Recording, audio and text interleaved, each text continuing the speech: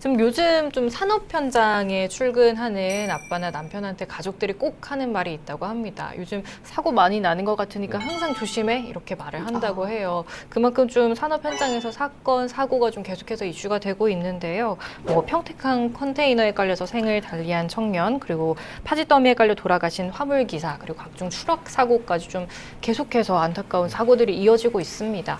이 강원도에서도 최근 좀 발생한 사고가 있을까요? 네, 지금 가장 최근에는 6월 9일이었는데요. 평창의 한 그 물놀이 시설에서 이제 보수 작업을 했는데 네. 그게 그 가설물이라고 하는 비계라는 가설물을 세우는 과정에서 이거를 올라가서 이걸 이어줘야 되거든요. 근데 이제 그런 작업을 하시다가 3m 아래로 추락해서 숨진 사고가 있었어요. 네. 그게 3m면 생각보다 그렇게 아주 또 높은 건 아닌데 그리고 안전모도 쓰고 계셨대요. 근데 네. 이게 비계가 이게 턱끈을 치면서 헬멧이 벗겨지는 바람에 머리를 이제 크게 다치셔서 네. 돌아가시는 안타까운 사고가 있었습니다. 뭐 계속해서 좀 이런 안타까운 사고들이 이어지고 있는데 그 전에도 좀 이런 산재 사망 사고가 좀 많았다고요? 네, 동해안 쪽에 보면 뭐 시멘트 공장이나 이런 공장 굉장히 사고가 많은데 민주노총이나 이런 노조에서도 네. 뭐 살인 기업이라는 표현까지 쓰면서 이제 네, 네. 많이 이제 좀 산재 사고를 강조하는데 쌍용양의 시멘트 공장이었어요. 그런데 거기서 이제 그 천장 크레인이라고 해서 저는 잘 몰랐는데 크레인이 이제 여기 지붕에 이제 레일이 달려 있고 거기에 이제 조종실이 운전 조종실이 있어서 부산물을 이제 옮기시는 과정에서 이게 레일이랑 조종실이 통째로 떨어지면서 또 돌아가시는 사고가 지난달 중순쯤에 또 안타까운 사고가 있었습니다. 네. 그래서 지금 뭐 이런 산업 현장 안전 규제를 좀 강화한 또 일명 김용균법이 좀 제정이 됐잖아요. 좀 어떤 내용인지 설명해 주실까요? 네, 이제 산업 현장은 늘 산재 사고의 위험이 도사리고 있기 때문에 네. 이제 법률을 사고가 발생할 때마다 계속 보강하고 있는 상황이에요. 근데 네. 일명 김용균법으로 불리는 산업안전보건법 개정안은 그 개정됐죠. 이제 위험의 외주화를 막기 위해서 네. 유해하거나 위험성이 높은 작업에 대해서는 도급을 원칙적으로 금지하는 이제 내용이 핵심입니다. 네. 그런데 아직까지도 이제 도급을 금지하고 있지만 계속 위험한 작업을 계속 하도급, 재하도급 하면서 계속 이제 주고 있는 상황이에요. 밑으로 내려가면서 하청 노동자들이 사망 사고가 잇따르고 있죠. 네.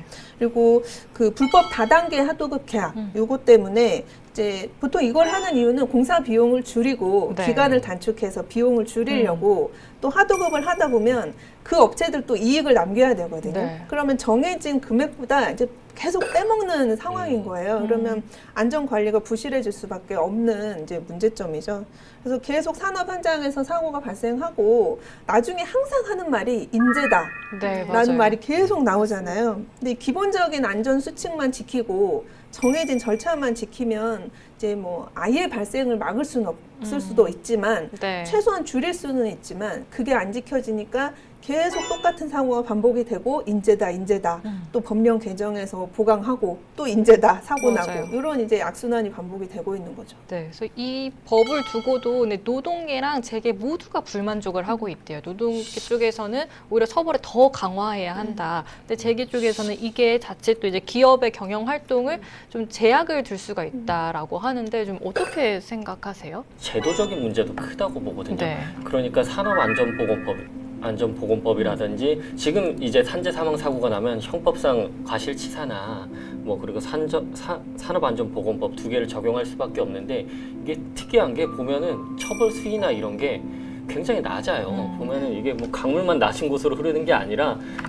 이게 형벌도 낮은 곳으로 흘러요. 그러니까 사람이 죽어봤자 대기업 뭐 기업이나 이런 원청의 이런 높으신 분들은 전혀 처벌받지 않고 하청업체의 뭐 관리자 정도 그 정도만은 처벌받기 때문에 게다가 처벌 수위도 뭐 벌금 거의 뭐 2016년에 뭐 2016년이었나요? 그 구의역 김군이 그리고 2018년이 이 김용균 네. 그 사고 있을 때도 아무도 처벌을 받지 않았어요. 그때 원청 같은 경우에는 다 무혐의 처분다고 했기 때문에 어느 정도 이제 처벌을 받을 수 있다는 인식이 있어야 그래야 네. 또 안전에도 또 투자를 하고 막으려는 그런 방지 대책을 세우지 않을까 싶어서 저는 뭐 내용이 어떻든 간에 반드시 좀 필요한 법이 아닌가라는 생각을 하고 있습니다. 저도 그런 것 같아요. 법은 사실 사회적 약자를 지키기 위해서 제정이 돼야 되는 게 맞는 건데 경제 활성화 산업 뭐 재건축 건축이라든가 이런 것 역시도 한번 잘 지어놓으면 거기에서도 탄탄한 기반을 갖고 경제 활성화를 할 수 있을 것 같은데 사고가 나게 되면은 과연 이게 뭐 인명 피해를 받는 노동자들의 문제만은 아닐 것 같고요. 네. 더 큰 문제가 발생할 수 있기 때문에 사전에 예방할 수 있는 처벌도 그렇지만 단속이나 예방이 더 강하게 이루어져야 된다고 생각이 들어요. 계속해서 이렇게 저희가 얘기하는 게 이런 안타까운 사고가 나면 결국에는 인재였는데도 불구하고 또 같은 원인으로 사고가 나잖아요.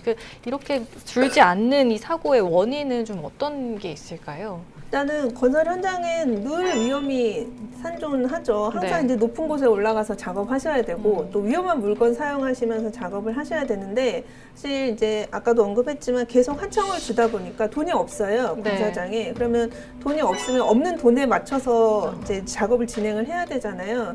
그러면은 뭐 부속품 두 개 써야 되는데 하나밖에 쓸 수가 없고 또 안전모가 이렇게 안전 장비 같은 경우에도 다 지급을 해야 되는데 일부 누락되는 부분이 네. 있을 수 있고 근데 이제 방금 국장님 말씀하셨지만 처벌 수위를 높이는 것만이 능사는 아니라고 봐요. 저는 이미 산업안전보건법이라든지 건설안전특별법이라든지 이미 법령은 다 갖춰져 있어요. 네. 그리고 그 법령 자체에도 상당히 높은 형을 규정을 하고 있거든요. 그래서 뭐 보통 뭐 7년 이상, 7년 이하, 뭐 5년 이하 뭐 벌금도 상당히 많이 규정을 하고 있는데 이제 실제로 사고가 나서 법원에 갔을 때 이제 계속 합의도 되고 유가족들한테도 이제 피해 보상도 하고 하다 보면은 처벌 수위가 법원 단계에서 좀 낮아지는 경향은 네. 있거든요. 법에는 법정형은 되게 높게 규정이 되어 있지만 그걸 감경해서 좀 낮게 처벌해 주는 것이 조금 이제 법원에서도 통용이 되다 보니까 좀 인식 자체가 산업안전보건법 위반의 경우에도 집행유예 사실 많이 나오거든요. 네. 그리고 회사에는 돈이 있으니까 네. 유가족들한테 배상해주고 그러면 합의하고 그러면 집행유예가 사실 많이 나와요. 그래서 법정형은 세지만 이제 적용되는 것이 조금 약하다 보니까 좀 인식 자체가 좀 떨어지는 것도 문제인 것 같아요.